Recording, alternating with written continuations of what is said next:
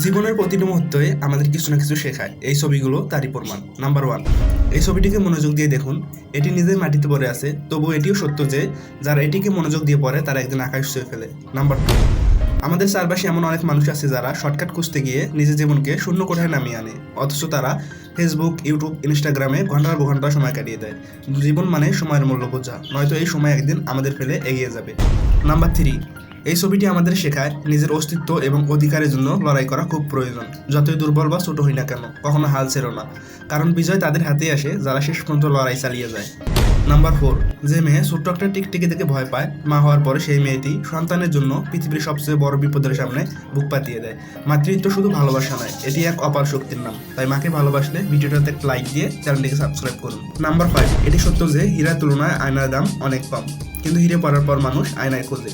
তাই আজ থেকে লক্ষ্য স্থির করে সামনে এগিয়ে যান। এই ছোট্ট সিদ্ধান্তই আপনাকে বড় সফলতা এনে দেবে।